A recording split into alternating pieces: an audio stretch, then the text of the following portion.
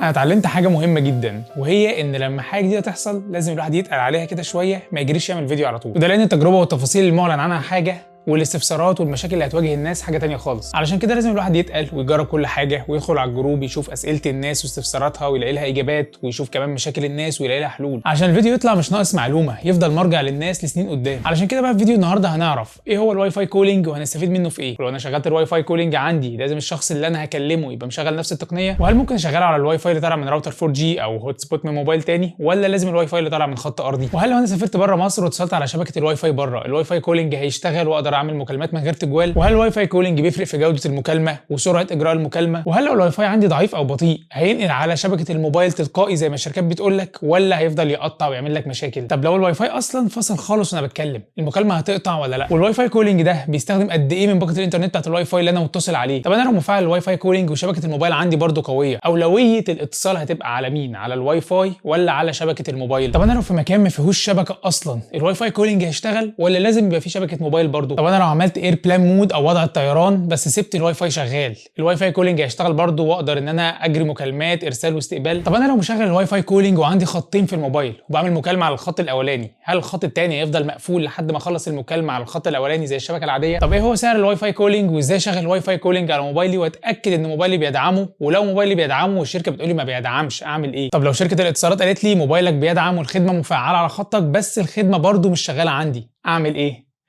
كل دي اسئله واكتر يا عزيزي المشاهد هنجاوب عليها في فيديو النهارده. فبالتاكيد طبعا قبل ما نبدا ما تنساش اللايك الجميل بتاعك وتشترك في القناه لو انت مش مشترك علشان يوصلك كل جديد. الواي فاي كولينج هي تقنيه بتمكنك ان انت تجري المكالمات الصوتيه عن طريق الواي فاي اللي عندك في البيت بدل ما تستخدم ابراج شركات الاتصالات. هبسط لك الموضوع واشرحه لك بكل اختصار علشان ما تتلخبطش. انت في الوضع الطبيعي لما بتيجي تعمل مكالمه من موبايلك، فالموبايل بتاعك بيتصل باقرب برج شبكه لشركه الاتصالات اللي انت تابع ليها، والاتصال ده بقى بيقعد يمشي في مسارات هوائيه، برج يسلم برج لحد ما في الاخر يوصل لمسارات ارضيه، ويفضل ماشي عن طريق الكابلات لحد ما يوصل لسيرفرات شركه الاتصالات اللي انت مشترك معاها. والشبكه دي جزء لا يتجزأ من شبكه الانترنت، كله متصل ببعضه، فبالتالي انت ممكن توصل لسيرفر شركه الاتصالات ده عن طريق الانترنت بدل ما توصل له عن طريق الابراج. الفرق هنا ان الموبايل بتاعك لما يجي يتصل بدل ما يروح لاقرب برج شبكه، لا هيروح للواي فاي بتاع الراوتر اللي عندك في البيت، وعن طريق بقى المسارات الارضيه والكابلات بتاعت الانترنت اللي ماشيه تحت الارض هيوصل في الاخر برضه لنفس سيرفر شركه الاتصالات اللي انت كنت هتوصل له عن طريق الابراج. فهو في الاول في الاخر سيرفر انت عايز توصل له، وصلت له بقى عن طريق ابراج الشبكه، وصلت له عن طريق الانترنت، المهم ان انت وصلت له. طب الشخص بقى اللي انت هتكلمه لازم برضه يبقى بيستخدم الواي فاي كولينج وواصل لسيرفر شركه الاتصالات عن طريق الواي فاي، ولا ممكن يبقى متصل عن طريق ابراج الشبكه؟ مش هتفرق، المهم هو كمان يبقى متصل بالسيرفرات ديت باي طريقه كان. فانت ممكن تعمل مكالمه عن طريق الواي فاي توصل لسيرفر شركه الاتصالات، وتطلع من سيرفر شركه الاتصالات ديت عشان توصل للشخص اللي انت بتكلمه عن طريق ابراج الشبكه. طب ايه هي تكلفه الواي فاي كولينج؟ الواي فاي كولينج عزيزي المشاهد بدون اي رسوم اضافيه، بنفس سعر دقيقه المكالمه عادي جدا، وبنفس الباقه بتاعتك وبنفس كل حاجه. طب هتيجي تقول لي يا عم انيس طب احنا كده هنستفيد ايه من الواي فاي كولينج؟ بص عزيزي المشاهد، لو انت الشبكه عندك تمام وكويسه وبتتكلم من غير اي تقطيع او اي ضعف في الشبكه جوه الاماكن المغلقه اللي انت بتقعد فيها، فانت مش محتاج واي فاي كولينج اصلا. انما الواي فاي كولينج هيبقى مفيد جدا للناس اللي جوه البيوت عندها او جوه الشغل او جوه الاماكن اللي هي بتبقى متواجده فيها الشبكه ضعيفه فيها، ففي الحاله ديت الابراج شبكتها ضعيفه عنده، فبالتالي يتصل بسيرفر الشركه عن طريق الواي فاي احسن له. هتقول يا نيس طب انا برضه هستفيد ايه؟ ما انا ممكن لو ما عنديش شبكه في المكان اللي انا موجود فيه اعمل المكالمه ديت على ماسنجر او واتساب او تليجرام او اي ابلكيشن يقدر ان هو يعمل مكالمه عن طريق الانترنت. الفرق في السهوله يا عزيزي المشاهد، انت مش كل شخص عايز تكلمه مكالمه هتقول له تعالى اعمل لك اد على فيسبوك عشان نتكلم، ولا يلا نتكلم على واتساب. الواتساب اصلا مش على طول بيبقى شغال في المكالمات الصوتيه، والاشخاص اللي بترن عليك باستمرار ديت مش كل شخص هتقعد تنبهه وتفكره ان انا ما عنديش شبكه فرن عليها على واتساب او تليجرام. هي ما بتحتاجش اي تطبيقات اضافيه، هو برنامج الاتصال اللي عندك جوه الموبايل بتتصل باي رقم موجود عندك عادي جدا، واي شخص بيرن عليك فالمكالمه بتوصل لك برده بكل سهوله من غير ما تستخدم اي تطبيقات ولا تشغل دماغك. طب تعالوا نروح لنقطه مهمه، الواي فاي كولينج ده بيشتغل على انهي واي فاي؟ فبكل اختصار عزيزي المشاهد هو بيشتغل على الواي فاي اللي طالع من الانترنت الارضي بس، دي اس ال بقى او اف تي تي اتش او ما شابه ذلك. لكن مثلا لو شغلته على راوتر 4G فمش هيشتغل على راوتر ال 4G. لو فتحت هوت سبوت من موبايل تاني واتصلت على الواي فاي بتاع الموبايل التاني ده فبرضه الواي فاي كولينج مش هيشتغل عندك. انا جربت بنفسي ولحد لحظه تصوير هذا الفيديو ما بيشتغلش على راوترات ال 4G او هوت سبوت من موبايل تاني، معرفش ليه بصراحه. الانترنت الارضي بقى اللي الواي فاي كولينج ما بيشتغلش غير عليه، ده لازم يبقى جوه مصر بس. يعني انت لو بره مصر ومتصل على انترنت ارضي برضه والواي فاي بتاعه، فبرضه الواي فاي كولينج مش هيشتغل عندك. تعالوا بقى نروح لنقطه مهمه جدا. انا دلوقتي مشغل الواي فاي كولينج وشغال عندي تمام، وشبكه الموبايل برضه شغاله وقويه.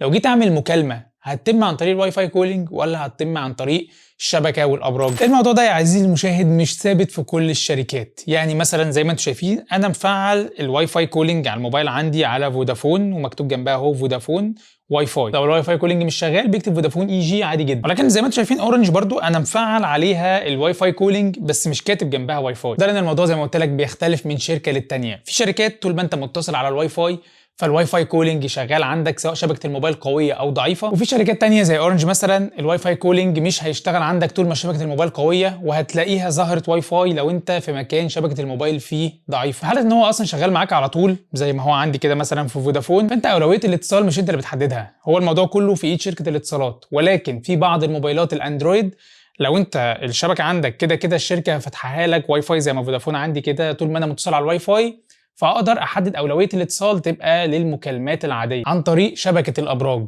ولكن الوضع الحالي زي ما انا قلت لكم، هل ممكن ده يتغير؟ الموضوع على فكره لسه بيختبروا وبيجربوا وبيتستوا، والموضوع مش هيثبت كل شركه على حالها، لا يعني انت ممكن تلاقي تغييرات اصلا كل يوم. طب هل انا لو عملت وضع طيران الشبكه تفضل شغاله عندي؟ زي ما انت شايف انا عملت دلوقتي هو وضع الطيران، وفودافون شغاله واورنج برضو شغاله. واورنج دلوقتي بقى اشتغلت واي فاي، يعني هي زي ما قلت لك اورنج بتشتغل لما الشبكه تضعف او تقطع. دلوقتي انا لما عملت وضع الطيران شافت ان الشبكه قطعت فنقلتني على الواي فاي اورنج اي جي واي فاي وفودافون واي فاي. انا دلوقتي عامل وضع الطيران اهو، اقدر مثلا اتصل ب 3 تمانيات رقم فودافون شغال عادي جدا. ممكن اجرب مثلا اورنج كده من هنا واتصل ب 400 مثلا ونشوف. مرحبا بك في اورنج، شغال معايا عادي جدا على الواي فاي. فدلوقتي بالنسبه لفودافون مثلا لو انت عملت الاير بلان مود وهي اصلا كانت جايبه عندك فودافون واي فاي وشغاله اصلا على الواي فاي كولينج، فهينقل معاك ويفضل شغال الواي فاي كولينج. لكن لو ما كانش شغال اصلا او انت كنت قافل الواي فاي وعملت اير بلان مود وبعديها شغلت الواي فاي من غير ما يكون في شبكه موبايل اصلا، فبالتالي الواي فاي كولينج مش هيشتغل معاك. فودافون الواي فاي كولينج بتاعها لازم يلقط شبكه موبايل الاول مع الواي فاي علشان يشتغل، وبعد كده تعمل اير بلان مود. وده معناه ان انت لو في مكان ما فيهوش شبكه اصلا وشغلت الواي فاي عندك وانت فودافون فمش هتشتغل معاك، لازم تقف جنب شباك بقى تلقط شبكه عشان الواي فاي كولينج يشتغل، وبعد كده ترجع تقعد تاني جوه ويقطع بقى الشبكه تاني عادي ويفضل شغال على الواي فاي كولينج. لكن في اورنج حتى لحظه تصوير هذا الفيديو زي ما انا قلت لك الموضوع شغال ممتاز، مش محتاج يكون في شبكه موبايل الاول علشان الواي فاي كولينج يشتغل معاك. لا عادي ممكن تبقى شبكه الموبايل قطعه او انت اصلا ما كنتش مشغل الواي فاي وعامل اير بلان مود، بس اول ما هترجع الواي فاي او اول ما تشغل واي فاي في المكان اللي هو ما فيهوش شبكه ده، اورنج هتشتغل معاك من غير ما يكون في شبكه موبايل اصلا. وده الصح على فكره، واللي التقنيه دي معموله علشانه. انا لو ما عنديش شبكه وفتحت الواي فاي المفروض تشتغل معايا، انما اللي فودافون عاملاه واللي وي كاتباه على السايت بتاعها ان لازم يبقى في شبكه موبايل علشان الواي فاي كولينج يشتغل، طب انا كده استفدت ايه؟ انا لو في مكان ما فيهوش شبكه اصلا. تعالوا اوريكم تجربه عمليه دلوقتي. انا هقفل الواي فاي خالص كده عندي وهشغل واي فاي تاني دلوقتي اهو زي ما انتم شايفين كده. زي ما انتم شايفين بعد ما انتظرت اهو تقريبا 10 ثواني اورنج اشتغلت معايا واي فاي، بس فودافون ما رجعتش تاني بقى.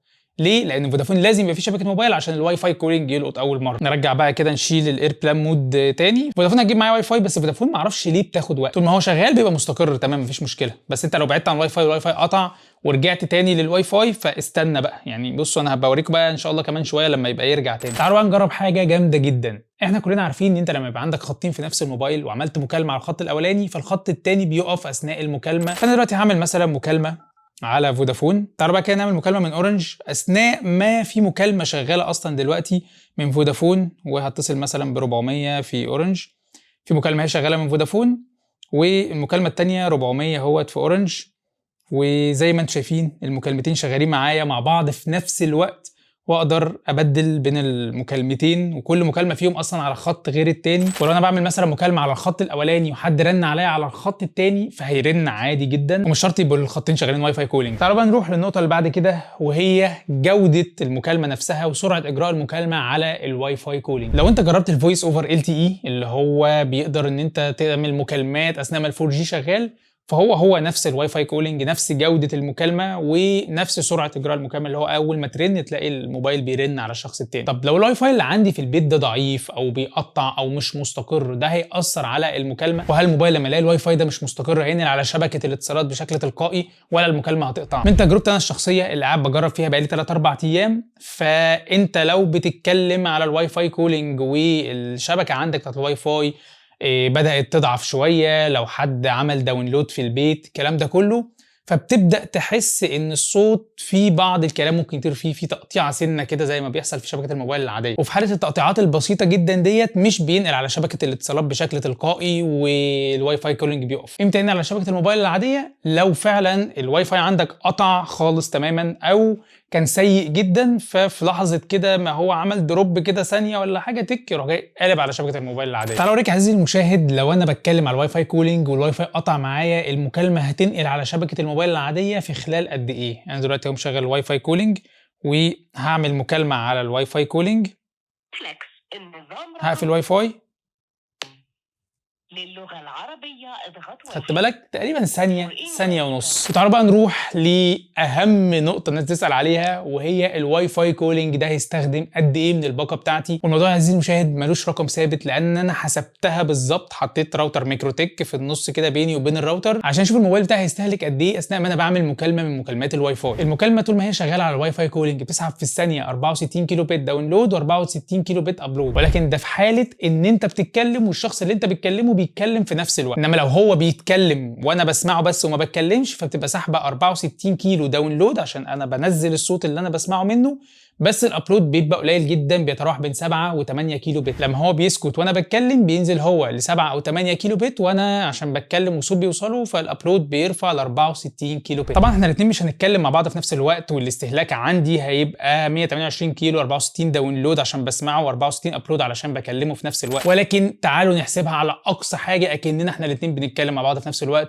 اللي هم 128 كيلو بت. فتعالوا نحولها لكيلو بايت، فهنقسم ال 128 ديت على 8 نضربها في 60 علشان نعرف في الدقيقه هستخدم قد ايه. ففي الدقيقه هستخدم 960 كيلو بايت، يعني نقول 1 ميجا في الدقيقه بالكتير قوي لو احنا الاثنين قاعدين بنتكلم على طول ما بنسكتش. 1 ميجا في الدقيقه يعني لو كلمت ساعه مش هتعدي 60 ميجا. تعالوا بقى نروح لاهم جزء في الفيديو واكتر حاجه الناس بتسال عليها، وهي طريقه تشغيل وتفعيل الخدمه. للاسف الواي فاي كولينج هي مش تكنولوجي الشركه هتفعلها فهتشتغل اوتوماتيك على كل الموبايلات زي ال 5 جي كده مثلا او ال 4 جي، لا هي شركه لازم تخش تدعمها لكل موبايل بالموديل بتاعه. لو شركه الاتصالات اللي انت مشترك معاها مش داعمه الموبايل بتاعك اصلا، او كلمتهم وقلت لهم الموبايل بتاعي نوعه كذا فقالوا لك ده مش مدعوم، فللاسف انت ما قدامكش حل غير ان انت تستنى لما الموبايل ده يتم دعمه، لان هم زي ما قلت لك كده مش داعمين 3/4 الموبايلات اللي موجوده مع الناس. في موبايلات هو بيقول لك ده هيتم دعمه في الفتره الجايه زي فودافون مثلا، في موبايلات سامسونج الجديده بتظهر لك رساله تقول لك موبايلات سامسونج واوبو مثلا الجديده هيتم دعمها قريبا. دي كده كده انت متاكد خلاص ان هي هتشتغل. انما لو الشركه قالت لك ان الموضوع غير مدعوم على موبايلك فانت وحظك بقى، ممكن تنتظر تشتغل وممكن ما تشتغلش، مع العلم ان موبايلك القديم اللي هم بيقولوا لك غير مدعوم ده ممكن يبقى فيه التقنيه وبيدعم التقنيه عادي جدا، بس هم اللي مش داعمينه مش الموبايل اللي ما بيدعمش. طب لو الشركه بقى قالت لك الموبايل بيدعم الخدمه وانت عايز تفعلها على الموبايل عندك، ففي عندك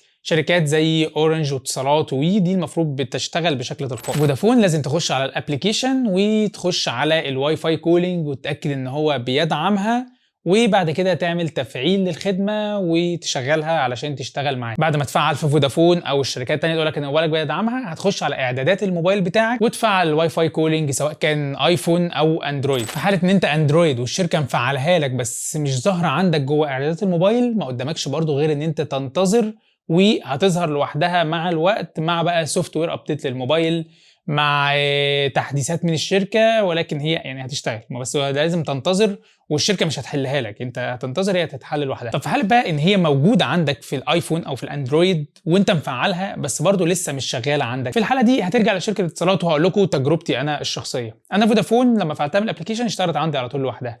اورنج لقيتها مش شغاله عندي، اتصلت باورنج سجلوا لي شكوى قالوا لي في خلال 24 ساعه المشكله تتحل، وبعد 24 ساعه فعلا لقيت رساله وصلتني ان المشكله اتحلت. دخلت اجرب لقيتها اشتغلت معايا زي ما انتم شفتوا كده من شويه. طب في بقى واتصالات، فاتصالات بسم الله ما شاء الله عليها بتتفعل معايا عادي جدا على الموبايل، وكلمت اتصالات قالوا لي لا والله يعني احنا لسه الخدمه عندنا مش جاهزه 100% وهتنتظر تحديثات، وهتشتغل عندك مع الوقت. بالنسبه لوي ما كانتش راضيه تتفاعل اصلا معايا من الموبايل، وعماله تجيب لي مسج كده تقول لي ان الواي فاي كولينج مش شغاله او مش قادر ان هو يفعلها. فاتصلت بيهم وقلت لهم كل التفاصيل دي، فسجلوا لي شكوى وبعد كده نفضوه. يبقى انت ما قدامكش غير انت تنتظر لحد ما هتلاقيها في وقت من الاوقات اشتغلت لوحدها. لان هم لما كنت بكلمهم بقول لهم ليه الخدمه ما اشتغلتش عندي، ليه ما اشتغلتش عند كل الناس مره واحده، قالوا لي في تعليمات من الجهاز القومي لتنظيم الاتصالات ان الخدمه ما تفعلش عند كل الناس مره واحده علشان الموضوع لسه تجريبي، علشان كده هم بيشغلوا الموضوع تدريجي لحد ما يتاكدوا من استقرار الخدمه ولو في مشكله تتحل. فملخص هذا الفيديو يا عزيزي المشاهد، الواي فاي كولينج تكنولوجي قويه جدا، تكنولوجي ممتازه هيستفيد منها الناس اللي الشبكات عندهم ضعيفه في الاماكن المغلقه. في ناس بتعاني حرفيا من موضوع الشبكه، والموضوع ده هيحل معاهم المشكله بشكل كبير. بس لازم شركات الاتصالات تدعم ان الواي فاي كولينج يشتغل من غير ما يكون في شبكه موبايل اصلا. لو شبكه الموبايل قطعه بمجرد ما الواي فاي شغال، الواي فاي كولينج شغال عندي، لان انا عشان استنى شبكه الموبايل تبقى شغاله والواي فاي كولينج يشتغل يبقى كده ما استفدتش اي حاجه. فانا لسه ما شفتش وي واتصالات، اتمنى يبقوا زي اورنج كده، واتمنى اورنج تستمر كده ما تبقاش زي فودافون. وكده احنا خلصنا. ما تنسوش بقى لو الفيديو عجبكم تعملوا لايك للفيديو، تنزلوا تشتركوا في القناه، وطبعا على فيسبوك وانستجرام وتيك توك واكس علشان يوصلكم كل جديد. شكرا جدا على المشاهده واشوفكم الفيديو الجاي. سلام.